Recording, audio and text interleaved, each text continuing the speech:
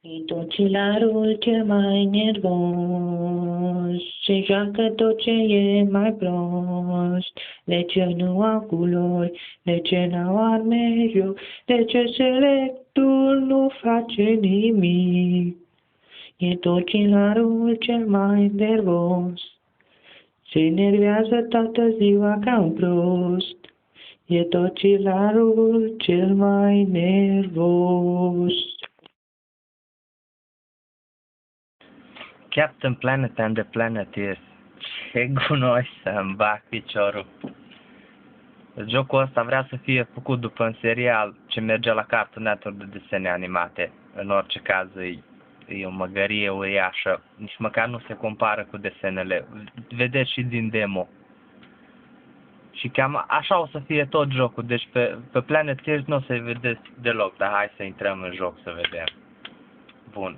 Deci să nu vă închipuiți că așa arată Captain Planet, că nu așa o să arate. Așa arată Captain Planet. Shield, joystick, change password. Ce password? Că numai acum încep să mă joc. Ia să vedem.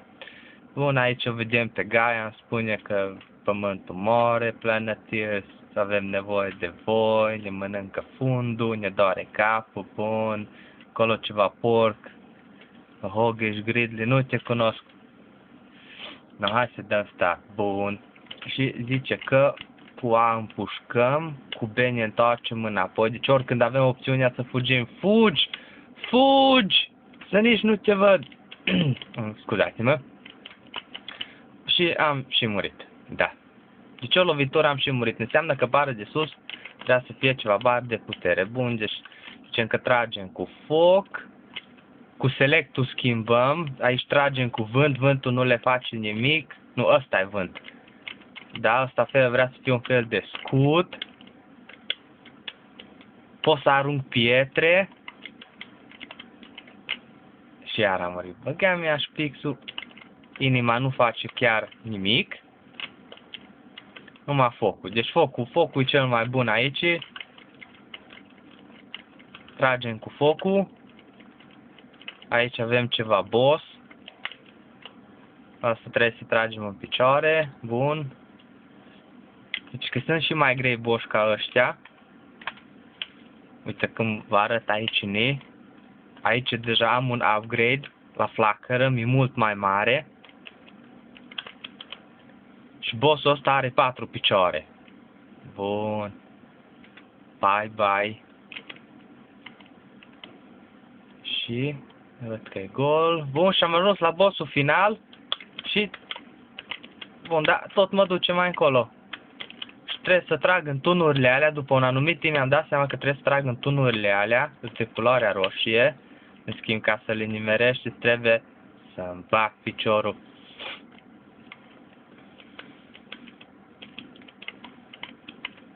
Oh, și acum iar vrea toate tunurile să le distrug. Bun, unul am făcut praf. Ai, și am omorât.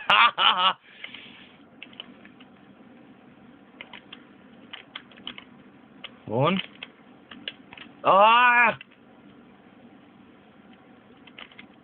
Așa asta mi ultima viață. Hai că pot.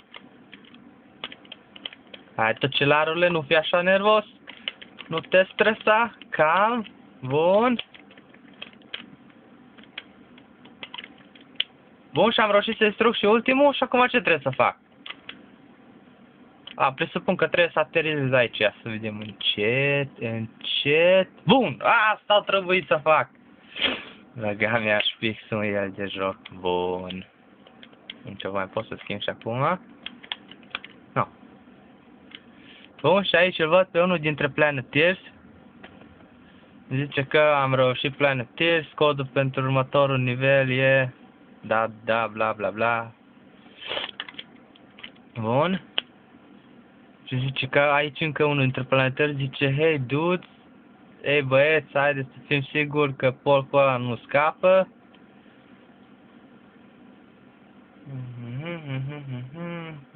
Zice că prinde-l Captain Planet. Oh, bun, și urmează o fază că cheamă Captain Planet. Pământ, foc, vânt, apă, inimă. ceea ce arată cum e creat Captain Planet, în schimb să nu vă închipuiți că așa o să arăte Captain Planet în joc. Așa arată Captain Planet în joc, da? Și când stă pe loc, ce face? Se scarpină la cucuviață. Hei, fii om, mit faci?